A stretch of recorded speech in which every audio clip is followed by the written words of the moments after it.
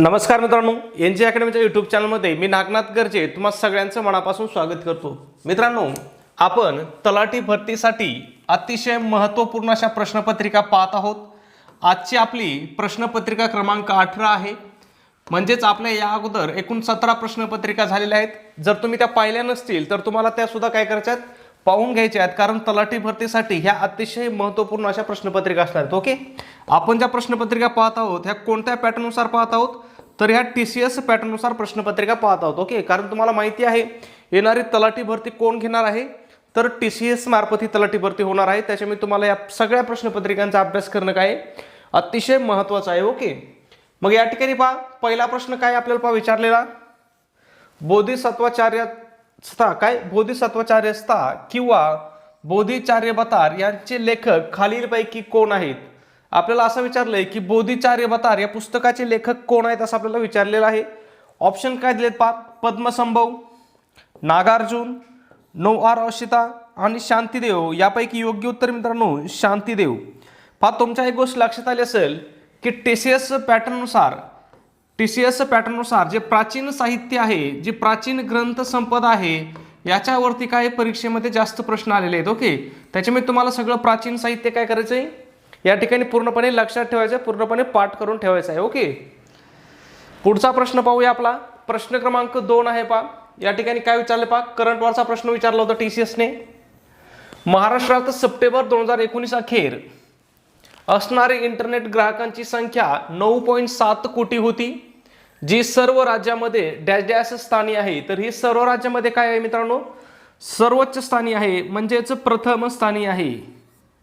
कोणत्या स्थानी आहे, प्रथम स्थानी आहे। म्हणजेच असं पण म्हणू शकता तुम्ही की महाराष्ट्राचा इंटरनेट वापरणाऱ्या ग्राहकांच्या संख्येमध्ये काय भारतामध्ये पहिला क्रमांक आहे। ओके, ग्राहकांची संख्या किती आहे पहा महाराष्ट्रामध्ये, 9.7 कोटी। ओके, सप्टेंबर 2019 अखेरीस। ओके, आता या ठिकाणी पहा 2021 पर्यंत भारताच्या इंटरनेट प्रवेश किती झालेला आहे, एकूण लोकसंख्येच्या 47%, म्हणजे एकूण लोकसंख्येच्या 47% लोकांकडे काय आहे, इंटरनेट सुविधा आहे किंवा ते इंटरनेट सुविधेचा वापर करतात। ओके, पुढचा प्रश्न पहा, लेण्यावरती प्रश्न आहे। काय विचारलंय, पुणे जिल्ह्यातील जुन्नर येथील डॅश डॅश लेण्यामध्ये सातवहन राजवंशातील महत्वाच्या व्यक्तींची नावे कोरलेली आहेत असं आपल्याला विचारलेलं आहे। मग तुम्हाला पुणे जिल्ह्यातील जुन्नर हे नाव लक्षात जरी आलं तरी पुढचं जरी तुम्हाला माहित नसलं की सातवहन राजवंशातील महत्वाच्या व्यक्तींची नावं कोणत्या लेणीत कोरलेली आहेत, परंतु तुम्हाला एवढं जरी माहित असेल की पुणे जिल्ह्यातील जुन्नरमध्ये कोणती लेणी आहे, ती लेणी आहे नाणेघाट लेणी। ओके, मग नाणेघाट लेणीमध्ये लक्षात ठेवायचं कोणत्या राजघराण्याची किंवा कोणत्या राजवंशांच्या महत्वाच्या व्यक्तींची नावं कोरलेली आहेत, तर ती सातवहन राजघराण्यातील व्यक्तींची। ओके, आता या ठिकाणी पहा, तुम्हाला महाराष्ट्रातल्या काही लेण्या आणि त्यांचा जिल्हा काय करायचा आहे, लेण्या आणि जिल्हा पाठ करून ठेवायचा आहे, कारण याच्यावरती सुद्धा प्रश्न विचारला जातो। मग आगाशिव लेणी आणि वाईची लेणी कोणत्या जिल्ह्यामध्ये आहे, तर ह्या सातारा जिल्ह्यामध्ये आहे। औरंगाबाद जिल्ह्यामध्ये कोणत्या लेण्या आहेत हे खूप महत्वाचं आहे पहा, अजिंठा लेणी आहे, वेरूळ लेणी आहे। या दोन्ही सगळ्यांना माहित आहेत, परंतु तुम्हाला लक्षात ठेवायची पितळखोरा लेणी। ओके, त्याचबरोबर पुणे जिल्ह्यामध्ये कोणत्या लेण्या आहेत पहा, कार्ले भाजे आणि नाणेघाट। नाणेघाट ही लेणी खूप महत्वाची आहे, याच्यावरती परीक्षेमध्ये खूप वेळेस प्रश्न विचारलेला आहे। ओके, ठाणे जिल्ह्यामध्ये कोणती आहे, बहरोट आहे, अजून याच्यावरती प्रश्न विचारलेला नाही। मुंबईमध्ये कोणती आहे पहा, कान्हेरी लेणी काय मुंबईमध्ये आहे। मंडपेश्वरी महाकाली, परंतु तुम्हाला जास्त लक्षात काय ठेवायची, कान्हेरी लेणी लक्षात ठेवायची। त्याचबरोबर या ठिकाणी एलिफंटा लेणीवरती विद्यार्थ्याचं खूप कन्फ्युजन होतं। बऱ्याच विद्यार्थ्यांना काय वाटतं की एलिफंटा लेणी ही मुंबई जिल्ह्यामध्ये आहे, परंतु मित्रांनो लक्षात घ्या, एलिफंटा लेणी ही रायगड जिल्ह्यामध्ये आहे। कोणत्या जिल्ह्यामध्ये आहे, रायगड जिल्ह्यामध्ये आहे, ती प्रशासकीय दृष्ट्या। ओके, त्याच्यामुळे तुम्हाला उत्तर काय लिहायचं आहे, एलिफंटा लेणी कोणत्या जिल्ह्यामध्ये आहे असं जर प्रश्न आला तर तुम्हाला रायगड हेच उत्तर लिहायचं आहे। त्यानंतर लातूर जिल्ह्यामध्ये कोणती लेणी आहे, खरोसा लेणी आहे। हिच्यावरती सुद्धा खूप वेळेस परीक्षेमध्ये प्रश्न विचारलेला आहे की खरोसा लेणी कोणत्या जिल्ह्यामध्ये आहे। एकदा तर असा प्रश्न विचारला होता की खरोसा लेणी लातूरमधील कोणत्या तालुक्यामध्ये आहे, मग ती कोणत्या तालुक्यामध्ये आहे, तर लातूरमधील ती औसा तालुक्यामध्ये आहे। ओके, नाशिकमध्ये कोणती लेणी आहे, पांडव लेणी आहे। ओके, आता एक महत्वाची सूचना मित्रांनो, छोटी आहे पण खूप महत्वाची आहे, तलाठी भरतीसाठी अतिशय महत्त्वपूर्ण अशी आपण टेस्ट सिरीज सुरू केलेली आहे। आपली टेस्ट सिरीज काय IBPS आणि TCS पॅटर्ननुसार असणारी आपली टेस्ट सिरीज आहे. आपल्या टेस्ट सिरीजमध्ये तुम्हाला पहा एकूण 10 टेस्ट दिल्या जातील. त्याचबरोबर याच्यावरती फ्रीमध्ये तुम्हाला तलाठी भरतीचे 2011 ते 2019चे काय होतील सर्व प्रश्नपत्रिका दिल्या जातील. ओके, आता या 10 टेस्टमध्ये काय असणार आहेत तर तलाठी भरतीसाठी अतिशय महत्त्वपूर्ण असे इम्पॉर्टंट असे काय असणार आहेत 1000 प्रश्न असणार आहेत. ओके, आणि ह्या तलाठी भरतीच्या 2011 ते 2019 प्रश्नपत्रिकांचं जर तुम्ही पुस्तक बाजारामध्ये घ्यायला गेलं तर या पुस्तकाची किंमत जवळपास 600 रुपये प्लस आहे. परंतु हे सगळं आपण काय करत आहोत विद्यार्थ्यांसाठी अगदी फ्रीमध्ये देत आहोत. कसं देत आहोत पहा, अगदी फ्रीमध्ये देत आहोत. ओके, मग आपलं टेस्ट सिरीजचं वैशिष्ट्य काय पहा, आपली टेस्ट सिरीज संपूर्ण अभ्यासक्रमावर आधारित आहे. त्यासोबत तुम्हाला टेस्ट सिरीजची अँसर की सुद्धा दिली जाईल. ओके, टेस्ट सिरीजची किंमत किती आहे आणि ह्या ठिकाणी ह्या उत्तरपत्रिका सुद्धा अँसर की सोयीत आहेत बरं का. अँसर की ज्या 2011च्या पासूनच्या प्रश्नपत्रिका आहेत त्याची सुद्धा अँसर की तुम्हाला दिली जाईल. ओके, टेस्ट सिरीजची किंमत किती आहे 150 आहे. परंतु आपली विद्यार्थ्यांच्या मागणीस्तव आपली ऑफर चालू आहे. जर तुम्ही आज घेतली तर तुम्हाला फक्त 99 रुपयाला पडेल. आता हे 99 रुपये तुम्हाला कुठे पाठवायचे पहा, गुगल पे असेल, तुमचं फोन पे असेल, ॲमेझॉन पे असेल, इतर काय असेल याच्यावरती तुम्हाला 96 89 14 16 30 या नंबरवरती काय करायचे आहेत 99 रुपये सेंड करायचे आहेत आणि याचा स्क्रीनशॉट व्हॉट्सॲपला काय करायचा आहे याच नंबरवरती काय करायचा आहे शेअर करायचा आहे. मित्रांनो कशाला व्हॉट्सॲपला याच नंबरवरती स्क्रीनशॉट काय करायचा तुम्हाला पेमेंट केल्याचा शेअर करायचा आहे. ओके, पुढचा प्रश्न बघू पहा, प्रश्न क्रमांक 4 आहे. काय विचारलंय, भारतीय वनस्पती सर्वेक्षण, काय भारतीय वनस्पती सर्वेक्षण त्यालाच काय म्हटलं जातं बॉटनिकल सर्वे ऑफ इंडियाचे मुख्यालय कोठे आहे असं विचारलंय. खूप इम्पॉर्टंट प्रश्न आहे, परीक्षेमध्ये खूप वेळेस रिपीट होणारा प्रश्न आहे. मग याचं मुख्यालय कोठे आहे मित्रांनो, कोलकाता या ठिकाणी आहे. त्याचबरोबर भारतीय वन सर्वेक्षण संस्थेची स्थापना कधी झाली हे पण विचारलं जातं. 13 फेब्रुवारी 1890 झाली होती. तारीख लक्षात नाही ठेवली तरी चालेल, परंतु 1890 मात्र काय करायचं 100% लक्षात ठेवायचं आहे. ओके, ठिकाण कुठे, मुख्यालय कुठे आहे, कोलकात्यामध्ये आहे, पश्चिम बंगालमध्ये आहे. ओके, आता या संस्थेचा उद्देश काय होता स्थापना करण्यामागे पहा, भारतातील वनस्पती संपत्ती, वनस्पती आणि भारतातील लुप्तप्राय प्रजातींचे सर्वेक्षण, संशोधन आणि संवर्धन करणे. म्हणजे भारतातील ज्या वनस्पती आहेत त्यांचं काय करायचंय सर्वेक्षण, संशोधन आणि संवर्धन हे 3 उद्देश काय त्या संस्थेच्या स्थापनेमागे आहेत. ओके, पुढचा प्रश्न आहे काय पहा, प्रश्न क्रमांक 5 आहे. काय विचारलंय, खालीलपैकी कोणती घटना सर्वात आधी घडली. काय विचारलंय, आपल्याला खाली 4 घटना दिल्या आहेत आणि या 4 पैकी कोणती घटना सगळ्यात आधी किंवा सर्वात आधी घडली असं आपल्याला विचारलेलं आहे. ओके, मग पहिली घटना काय पहा, अलीवर्दी खान नंतर सिराजुद्दौला बंगालचा नवाब झाला. दुसरी काय दिली, वांदिवाश येथे सर आयरकूट यांच्याकडून फ्रेंचांचा पराभव झाला. तिसरी काय दिली पहा, दुसरे कर्नाटक युद्ध. चौथी काय दिली पहा, बक्सारची लढाई. काय दिली, बक्सारची लढाई दिलेली. ओके, मग आता या ठिकाणी तुम्हाला सांगतो मी काही गोष्टी पहा. अलीवर्दी खानानंतर सिराजुद्दौला बंगालचा नवाब कधी झाला होता 1756 ला झाला होता. वांदिवाजची लढाई कधी झाली होती 1760 ला झाली होती. दुसरे कर्नाटक युद्ध कधी झालं होतं पहा 1749 ते 1754 हे होतं दुसरं कर्नाटक युद्ध.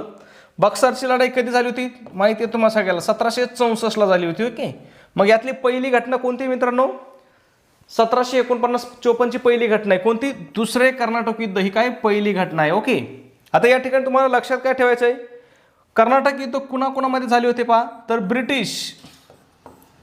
ब्रिटिश विरुद्ध फ्रान्स यांच्यामध्ये काय झाले होते कर्नाटक युद्ध झालं होतं. ओके, त्याचबरोबर बक्सरची लढाई वांदिवाजची लढाई सुद्धा कोणामध्ये झाली होती, यांच्यामध्येच ब्रिटिश वर्सेस फ्रान्स यांच्यामध्येच वांदिवाजची लढाई झाली होती. म्हणजे या सगळ्या गोष्टी तुम्हाला काय करायच्यात लक्षात ठेवायच्या आहेत. ओके, पुढचा प्रश्न आहे आपला प्रश्न क्रमांक 6 आहे. काय विचारलंय, खालीलपैकी कोण भारतीय लघु उद्योग विकास बँक, भारतीय लघु उद्योग विकास बँक तिलाच आपण काय म्हणतो सिडबी म्हणतो, सिडबी मध्ये एक भागधारक नाही असं विचारलेलं आहे. ओके, ऑप्शन काय दिलेत पहा, reserve bank of India, Bharat सरकार, स्टेट बँक ऑफ इंडिया आणि नाबार्ड. तर याचं योग्य उत्तर मित्रांनो reserve bank of India. Reserve bank of India सुरुवातीला या कंपनीमध्ये पार्टनर होती, भागधारक होती, परंतु सध्या आरबीआयने काय केलेलं आहे आपले सर्व कंपन्यांमधील शेअर्स काय केलेत विकून टाकलेले आहेत. ओके, मग या ठिकाणी तुम्हाला सिडबीची स्थापना कधी झाली याच्यावरती खूप वेळेस प्रश्न आलेला आहे. काय सिडबीची म्हणजे सिडबीचं फुल फॉर्म काय आहे, भारतीय लघु उद्योग विकास बँक हिची स्थापना कधी झाली याच्यावरती परीक्षेमध्ये खूप वेळेस प्रश्न आलेले. मग कधी झाली होती? 2 एप्रिल 1990. ओके, लक्षात ठेवायचं आहे. कधी? 2 एप्रिल 1990 ला स्थापना झाली होती. ओके, या ठिकाणी पहा 2 एप्रिल 1990 ला काय झाली होती? याची स्थापना झाली होती. मुख्यालय कुठे आहे याच्यावरती सुद्धा खूप विद्यार्थ्यांचं कन्फ्युजन होतं. सिडबीचं मुख्यालय कुठे आहे मित्रांनो? लखनौ या ठिकाणी आहे. लखनौ कोणत्या राज्यामध्ये आहे तुम्हाला माहिती आहे? उत्तर प्रदेश राज्यामध्ये आहे. लक्ष्य गट कोणते आहेत सिडबीचे? सूक्ष्म लघु आणि मध्यम उद्योग. लक्षात ठेवा, सूक्ष्म लघु आणि मध्यम उद्योग. म्हणजे जे मोठे उद्योग आहेत हे उद्योग काय आहेत? सिडबीच्या कार्यक्षेत्राच्या बाहेर आहेत. ओके, पुढचा प्रश्न काय 7 नंबरचा? खालीलपैकी कोणते विधान बरोबर आहे? 2 विधानं दिलेत आणि विचारलंय की 2 पैकी कोणतं विधान बरोबर आहे. आता अशा प्रकारचे प्रश्न टीसीएसनी बरेच विचारले बरं का. 2 विधानं देतात आणि खाली पर्याय देतात 5-4. इथून पर्याय चालू होते. पहिला पर्याय काय दिलेला असतो? 1 किंवा 2 कोणतंही नाही, किंवा 1 बरोबर, 2 बरोबर, दोन्ही बरोबर, असे वेगवेगळ्या प्रकारचे पर्याय दिलेले असतात. मग या ठिकाणी आपल्याला अगोदर काय करायचं असतं? सगळ्यात आधी आपल्याला दोन्ही वाक्य व्यवस्थित वाचून घ्यायचे असतात. पहिलं वाक्य काय दिलं पहा? संपूर्ण गडचिरोली जिल्हा गोदावरी नदीच्या जलनिस्सारण खोऱ्यात समाविष्ट आहे. दुसरं वाक्य काय दिलं पहा? चपराळा वन्यजीव अभयारण्य हे महाराष्ट्राच्या गडचिरोली जिल्ह्यामध्ये आहे. काय आहेत हे? दोन्ही वाक्य काय आहेत मित्रांनो? बरोबर आहेत. दोन्ही वाक्य बरोबर असणारं पर्याय कुठे पहा? पर्याय क्रमांक 4 आपल्याला दिलेलं आहे. दोन्ही वाक्य बरोबर असणार आहे. ओके, मग आता या ठिकाणी तुम्हाला लक्षात ठेवायचं आहे की संपूर्ण गडचिरोली जिल्हा जो आहे, आता गडचिरोली जिल्ह्यातून कोणकोणत्या नद्या वाहतात हे लक्षात ठेवा. पहा, बांडिया वाहते, इंद्रावती वाहते, प्राणहिता वाहते, वैनगंगा वाहते. आता ह्या सगळ्या काय येतात? ह्या सगळ्या नद्या काय येतात? गोदावरी नदीला जाऊन मिळतात. म्हणजे गोदावरी नदीच्या उपनद्या आहेत. म्हणून काय? संपूर्ण गडचिरोली जिल्ह्याचं निस्सारण काय होतं? गोदावरी नदी करते. ओके, त्याचबरोबर चपराळा अभयारण्याचं लक्षात ठेवायचं तुम्हाला. याची स्थापना कधी झाली होती? 1986 ला स्थापना झाली होती. कुठं आहे हे? गडचिरोली जिल्ह्यातील मुलचेरा आणि चामोर्शी तालुक्यामध्ये आहे. ओके, कोणत्या तालुक्यामध्ये आहे? मुलचेरा आणि चामोर्शी तालुक्यामध्ये आहे. याचं क्षेत्रफळ किती आहे? 140 चौरस किमी हे काय याचं क्षेत्रफळ आहे. ओके, पुढचा प्रश्न पाहण्या अगोदर मित्रांनो, जर तुम्ही अजून आपल्या चॅनलला सबस्क्राईब केलं नसेल तर लगेच सबस्क्राईब करा. व्हिडिओला लाईक केलं नसेल तर लगेच व्हिडिओला लाईक करून घ्या. ओके, 8 नंबरचा प्रश्न आहे पहा. या ठिकाणी काय विचारलंय? खालीलपैकी कोणता जिल्हा खालीलपैकी कोण जिल्हा परिषदेचा निर्वाचित प्रतिनिधी असतो? काय विचारलंय? खालीलपैकी कोण जिल्हा परिषदेचा निर्वाचित प्रतिनिधी असतो? आता निर्वाचित म्हणजे काय? तर निवडून आलेला किंवा निवडून दिलेला. काय निर्वाचित म्हणजे काय? निवडून आलेला म्हणा किंवा निवडून दिलेला म्हणा. ओके, मग ऑप्शन काय दिलेत पहा. या ठिकाणी पहा, पुन्हा 2 वाक्य दिलेत किंवा 2 हे दिलेत आणि पुन्हा खाली आपल्याला पर्याय वेगळे दिलेले आहेत. ओके, मग या ठिकाणी पहा हे पर्याय आहेत आपल्याला 1, 2, 3 आणि 4 पर्याय. ओके, मग पाहूया काय पहा. मुख्य कार्यकारी अधिकारी आणि दुसरं काय दिलं आपल्याला? अध्यक्ष. मग याच्यापैकी कोण जिल्हा परिषदेचा निर्वाचित प्रतिनिधी असतो? तर फक्त अध्यक्ष हाच काय असतो? जिल्हा परिषदेचा निर्वाचित प्रतिनिधी असतो. मग आपलं उत्तर काय असणार आहे? केवळ 2. म्हणजे पर्याय क्रमांक 1 हे पहा केवळ 2 दिलेलं आहे. मग हे आपलं पर्याय क्रमांक 1 हे आपलं उत्तर असणार आहे. ओके, मग आता या ठिकाणी पहा तुम्हाला जिल्हा परिषदेच्या अध्यक्षाबद्दल तुम्हाला माहिती लक्षात ठेवायची. जिल्हा परिषदेच्या अध्यक्षांची निवड कशी होते पहा?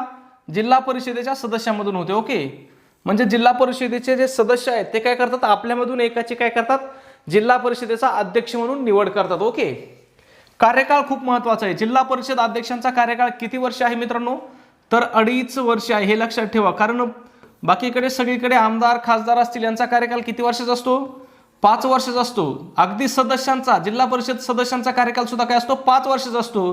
परंतु अध्यक्षाचा कार्यकाळ काय असतो? 2.5 वर्षच असतो. किती वर्ष असतो? 2.5 वर्ष. ओके, राजीनामा कुणाकडे देतात? जिल्हा परिषद अध्यक्ष राजीनामा कुणाकडे देतात असा प्रश्न परीक्षेमध्ये विचारला होता. मग ते कुणाकडे देतात? विभागीय आयुक्ताकडे राजीनामा देतात. पात्रता काय आहे पहा. आता जिल्हा परिषद सदस्य होण्यासाठी जी पात्रता आहे तीच पात्रता काय? अध्यक्ष होण्यासाठी असते. म्हणजे वयाची 21 वर्ष पूर्ण लागतात. कशासाठी? जिल्हा परिषदेची निवडणूक लढण्यासाठी. ओके, ग्रामपंचायतची निवडणूक लढण्यासाठी सुद्धा काय वयाची 21 वर्ष पूर्ण झालेली लागतात. ओके, मानधन किती आहे पहा? तर 20,000 रुपये प्रति महिन्यासाठी यांना पगार असतो किंवा मानधन असतं. ओके, आणि जे मुख्य कार्यकारी अधिकारी आहेत, आपल्याला दुसरा ऑप्शन होतं ना मुख्य कार्यकारी अधिकारी, त्यांनाच काय म्हणतो आपण? CEO म्हणतो. यांची निवड कोण करते? UPSC द्वारे निवड केली जाते. आणि यांना नियुक्ती कुणाकडून दिली जाते? राज्य शासनाकडून म्हणजे महाराष्ट्र शासनाकडून नियुक्ती दिली जाते. आणि निवड कुणाकडून होते असा जर प्रश्न आला तर निवड कुणाकडून होते यांची UPSC द्वारे यांची निवड होते. ओके. पुढचा प्रश्न आहे आपला 9 नंबरचा. अतिशय सिंपल प्रश्न आहे. सांगली जिल्हा महाराष्ट्राच्या डॅश डॅश विभागामध्ये येतो.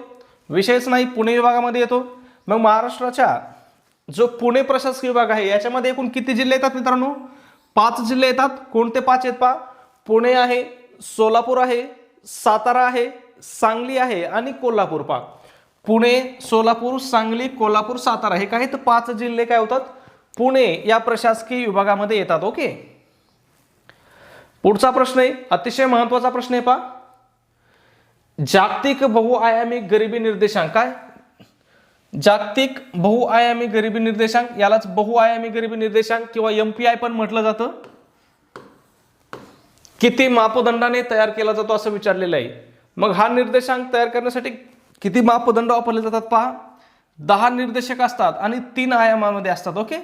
3 आयाम आणि 10 निर्देशकामध्ये काय केला जातो? हा वितरित केला जातो किंवा यांच्या स्वरूपावरून यांच्यावरून हा काय केला जातो? काढला जातो. खूप महत्वाचा आहे. याच्याबद्दल आपण डिटेल्समध्ये माहिती पाहूया. पहा, बहुआयामी दारिद्र्य निर्देशांक यालाच काय म्हटलं जातं इंग्लिशमध्ये? MPI म्हटलं जातं. 2021चा आता जाहीर झालेला आहे. आता हे जाहीर कोण करतं? पहा, याच्यावरती सुद्धा प्रश्न आलेला आहे की बहुआयामी दारिद्र्य निर्देशांक कोणती संस्था जाहीर करते? तर पहा, संयुक्त राष्ट्रांचा विकास प्रकल्प म्हणजे त्यालाच काय म्हटलं जातं? UNDP, United Nationals development programme. आणि ऑक्सफर्ड विद्यापीठ, या ठिकाणी हे लक्षात ठेवा, ऑक्सफर्ड विद्यापीठ हे खूप महत्वाचं आहे. याच्यावरती परीक्षेमध्ये प्रश्न आलेला आहे. ओके. म्हणजे या 2 संस्था मिळून काय करतात? बहुआयामी दारिद्र्य निर्देशांक काढतात. यांनी आता 2021चा जाहीर केला होता. 2021च्या निर्देशांकामध्ये त्यांनी काय केलं होतं? एकूण 107 देशांचा हे केला होता. या 107 देशामध्ये भारताचा क्रमांक तुम्हाला लक्षात ठेवायचा आहे. भारताचा क्रमांक किती आहे? 62 हा काय भारताचा क्रमांक आहे. कारण याच्यावरती परीक्षेमध्ये 100% प्रश्न विचारला जाऊ शकतो. ओके. आता या ठिकाणी आपण पाहिलं बहुआयामी दारिद्र्य निर्देशांक जाहीर कोण करतं? पहा, संयुक्त राष्ट्रांचा विकास प्रकल्प आणि ऑक्सफर्ड विद्यापीठ करतं. ओके. त्याचबरोबर अजून काही माहिती याच्याबद्दल तुम्हाला लक्षात ठेवायची. या निर्देशांकाची सुरुवात कधीपासून झाली? पहा, 2010 पासून याची सुरुवात झालेली आहे. आता याच्यामध्ये आयाम किती आहेत? तुम्हाला म्हटलं होतं 3 आयाम आहेत. ओके. 3 आयाम आणि 10 निर्देशांक आपण पाहिलं होतं ना, प्रश्न याच्यावरतीच होता आपल्याला. मग ते 3 आयाम कोणते आहेत? पहा, पहिला आहे आरोग्य, दुसरा आहे शिक्षण आणि राहणीमान. अतिशय इम्पॉर्टंट गोष्ट आहे बरं का ही परीक्षेच्या दृष्टीने अतिशय महत्वाची गोष्ट आहे. तुम्हाला लक्षात ठेवायचे 3 आयाम आहेत. ते कोणते आहेत? आरोग्य आहे, शिक्षण आहे आणि पुढचं तिसरं राहणीमान आहे. ओके. आता 10 निर्देशांक कोणते आहेत ते पाहूया. पहा 10 निर्देशांक कोणते आहेत? एकूण निर्देशांक किती आहेत? 10 आहेत. ते कोणते आहेत? पहा, आरोग्य हा जो आयाम आहे त्याच्या अंतर्गत किती 2 निर्देशांक आहेत? ते कोणते आहेत? पहा, पोषण आणि बालमर्त्यता म्हणजे बालमृत्यूता. ओके. त्याच्यानंतर दुसरा आयाम काय होता आपला? शिक्षण होता. याच्यावरती कोणते निर्देशांक आहेत? पहा, याच्यावरती सुद्धा 2 निर्देशांक आहेत. कोणते? शालेय वर्ष आणि बालक पटसंख्या. ओके. त्याच्यानंतर तिसरा आपला आयाम काय होता? राहणीमान होता. राहणीमानासाठी कोणकोणते निर्देशांक वापरले जातात? पहा, मालमत्ता, वीज, पाणी, स्वच्छतागृह, स्वयंपाक इंधन आणि जमीन हे काय एकूण 6 निर्देशांक राहणीमानासाठी वापरले जातात. ओके. मग लक्षात आलं आयाम. आता इकडे निर्देशांकावरती प्रश्न विचारला जाणार आहे तुम्हाला, फक्त निर्देशांकाची संख्या विचारली जाईल. ओके. परंतु तुम्हाला आयाम 100% विचारले जाऊ शकतात. मग आयाम कोणते आहेत? पहा, पहिला आयाम कोणता आहे? आरोग्य आहे. दुसरा आयाम कोणता आहे? शिक्षण आहे. आणि तिसरा आयाम कोणता आहे मित्रांनो? तर तो राहणीमान आहे. ओके. हे तुम्हाला तोंडपाठ ठेवायचं आहे. पुढचा प्रश्न आहे आपला, किती नंबर असेल? 11 नंबरचा प्रश्न आहे. काय विचारलंय? खालीलपैकी कोणते विधान bison horn Maria bison horn Maria जमातीबाबत बरोबर आहे? हे बघा, हा TCS पॅटर्न आहे. पहा, अशा प्रकारचे प्रश्न विचारले जातात. पहा, मोजून 2च विधान दिले जातात. किती? 2च विधान आणि त्याला खाली काय? 4 ऑप्शन. ओके. म्हणजे ज्या पद्धतीने MPSC प्रश्न विचारते त्याच पद्धतीने सुद्धा TCS प्रश्न विचारतं. परंतु प्रश्न अशा याच्यावरती विचारतं हे की ते आपल्याला माहीत सुद्धा नसतं. याच्या अगोदर तुम्ही वाचलंय का कुठे ह्या जमातीचं नाव? पहा, वाचलंय का? बिसोन हार्न मारिया जमात. आता त्याच्याबद्दल विधान काय केलीत पाहूया. ते प्रामुख्याने छत्तीसगड, महाराष्ट्र आणि मध्य प्रदेशच्या बस्तर विभागात राहतात. दुसरं काय दिलंय?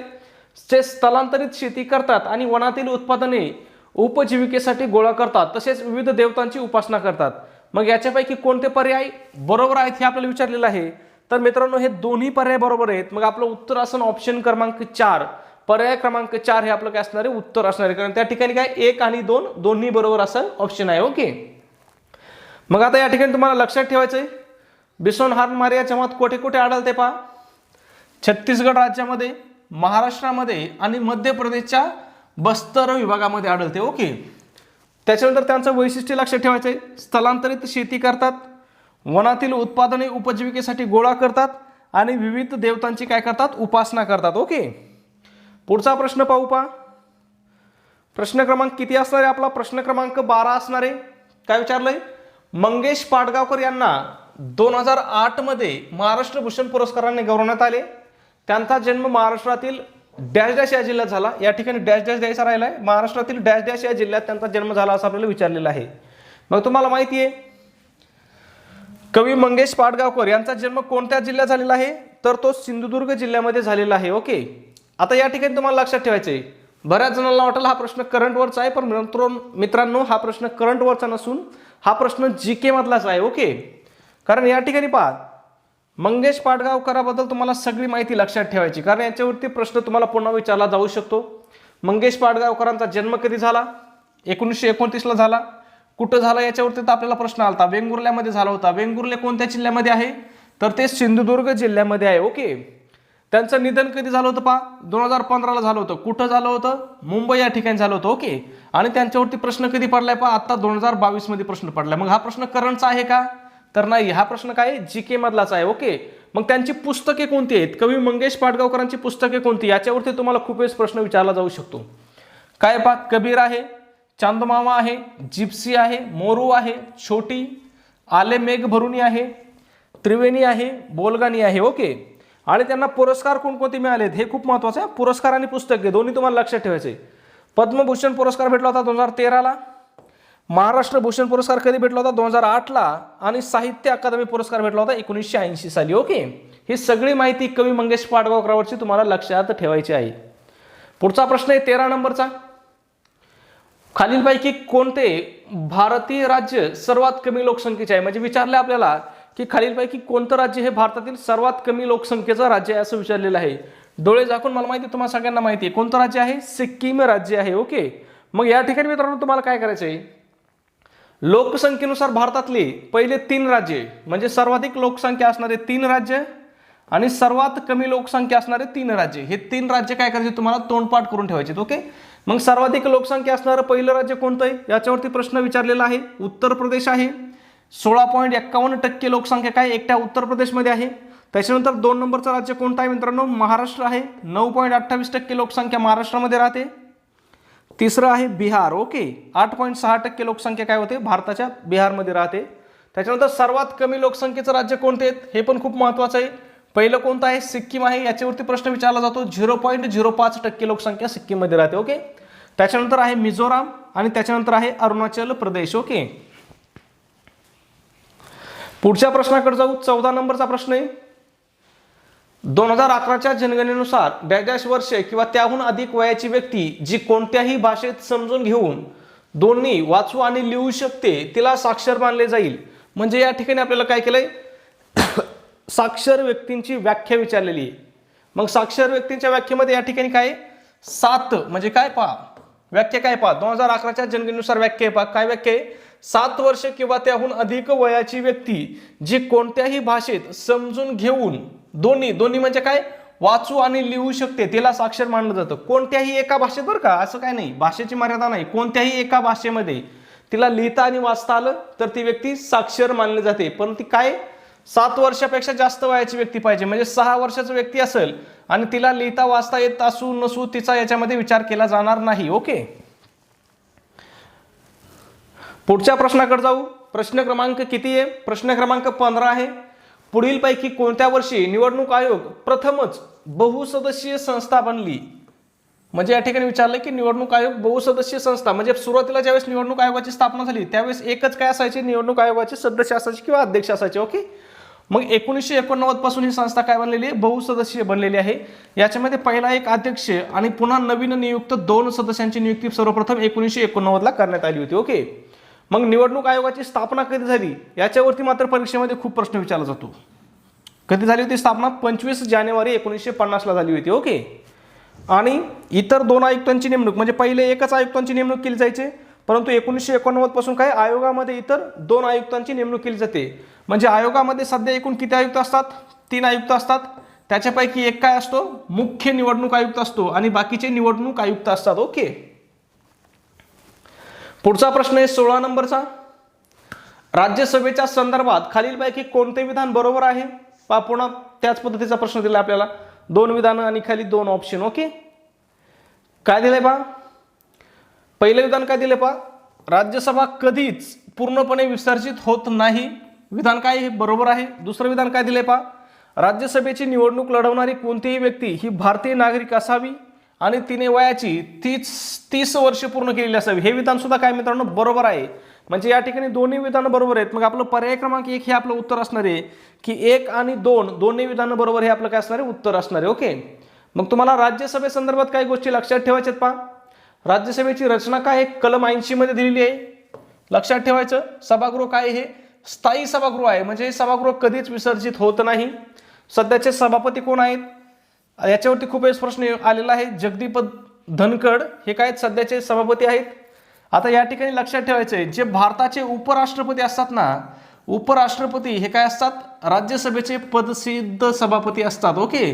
त्याच्यामुळे लक्षात ठेवायचे, जी व्यक्ती उपराष्ट्रपती असेल तीच व्यक्ती काय असणार आहे? राज्यसभेचा सभापती असणार आहे. सदस्यासाठी पात्रता किती आहे? किमान वयाची 30 वर्ष वय पूर्ण असणं हे काय सदस्यासाठी पात्रता आहे. सध्याची रचना काय आयोगामध्ये पहा? राज्यसभेमध्ये सध्या एकूण काय 250 सदस्य ही काय रचना आहे. त्याच्यामध्ये 238 राज्याचे आहेत आणि 12 सदस्य काय राष्ट्रपतीद्वारे नियुक्त केले जातात. ओके. पुढचा प्रश्न आहे आपला प्रश्न क्रमांक 18 आहे. काय विचारले पहा या ठिकाणी? 18व्या शतकाच्या उत्तरार्धात आणि 19व्या शतकाच्या पूर्वार्धात खालीलपैकी कोणी कर्नाटकी संगीतात सध्या प्रचलित असलेल्या गीताला लोकप्रिय केले होते, ज्याला कृती किंवा कृती या नावाने ओळखले जाते? तर ते कुणी केलं होतं? त्यागराज यांनी केलं होतं. पहा, प्राचीन संगीत आणि प्राचीन साहित्य याच्यावरती आपल्याला खूप प्रश्न विचारलेले आहेत. ओके. मग त्यागराज यांच्याबद्दल तुम्हाला माहिती ठेवायची. ते काय तर कर्नाटकी संगीतातील प्रसिद्ध व्यक्ती आहेत. त्यांनी काय केलं होतं पहा? पंचरत्न कृती नावाच्या त्यांच्या रचना गायल्या जातात. म्हणजे आजही त्यांच्या रचना कोणत्या नावाने गायल्या जातात पहा? पंचरत्न कृती या नावाने. त्याचबरोबर त्यांचा जन्म कुठं झाला होता? तिखारू म्हणजे तंजावर संस्थानामध्ये त्यांचा जन्म झाला होता. ओके. कुणाचा? त्यागराज यांचा. लक्षात ठेवायचे, खूप महत्वाचं आहे. पुढचा प्रश्न आहे, कोणत्या वर्षी काँग्रेस समाजवादी पक्षाची स्थापना झाली? काँग्रेस समाजवादी पक्षाची स्थापना कधी झाली? 1934 साली झाली होती. ओके. 1934 ला स्थापना झाली होती. विसर्जित कधी झाला होता तो? 1948 ला विसर्जित केला होता. स्थापना कधी झाली होती? 1934 ला झाली होती. ओके. त्याचे संस्थापक कोण होते याच्यावरती प्रश्न आलेला आहे पहा. जयप्रकाश नारायण, राम मनोहर लोहिया आणि आचार्य नरेंद्र देव हे काय होते? त्याच पक्षाचे संस्थापक होते. पुढचा प्रश्न काय आहे? 19 नंबर. खालीलपैकी कोणत्या पर्वताला महाराष्ट्राचा एव्हरेस्ट म्हणून ओळखले जाते? आता एव्हरेस्ट हे काय मित्रांनो? जगातील सर्वोच्च शिखर आहे. मग या ठिकाणी आपल्याला सरळ सरळ असं विचारलं की महाराष्ट्रातील सर्वोच्च शिखर कोणतं आहे? तर कळसुबाई हे काय महाराष्ट्रातील सर्वोच्च शिखर आहे, किंवा कळसुबाई या शिखराला काय म्हटलं जातं? महाराष्ट्राचा एव्हरेस्ट असं म्हटलं जातं. ओके. मग कळसुबाई शिखर कोणत्या जिल्ह्यामध्ये आहे? तर ते अहमदनगर जिल्ह्यामध्ये आहे. अहमदनगर जिल्ह्यातल्या कोणत्या तालुक्यात आहे? अकोला तालुक्यामध्ये आहे. त्याची उंची किती आहे? 1646 मीटर. त्यालाच आपण 5400 फूट पण म्हणू शकता. ओके. कोणत्या पर्वतामध्ये आहे? तर सह्याद्री पर्वतामध्ये आहे. ओके. पुढचा प्रश्न आहे आपला प्रश्न क्रमांक 20 आहे. काय विचारलंय? चिपी विमानतळ कोणत्या जिल्ह्यात आहे? कोणतं विमानतळ? चिपी विमानतळ कोणत्या जिल्ह्यामध्ये असं विचारलंय? ऑप्शन काय दिलेत पहा? सांगली, सिंधुदुर्ग, रत्नागिरी आणि पालघर. मित्रांनो, या प्रश्नाचं उत्तर तुम्हाला काय करायचं आहे? कमेंटमध्ये सांगायचं आहे. त्याचबरोबर जर तुम्ही अजून आपल्या चॅनलला सबस्क्राईब केलं नसेल तर लगेच चॅनलला सबस्क्राईब करा. व्हिडिओ जर तुम्हाला आवडला असेल तर प्लीज व्हिडिओला लाईक करायचा मित्रांनो. ओके. त्याचबरोबर आपला व्हिडिओ इतर मित्र परिचितांना काय करायचा? नक्की फॉरवर्ड करायचा. ओके. धन्यवाद मित्रांनो. भेटूया आपल्या पुढच्या उद्याच्या नवीन व्हिडिओमध्ये. तोपर्यंत सर्वांना जय हिंद, जय महाराष्ट्र.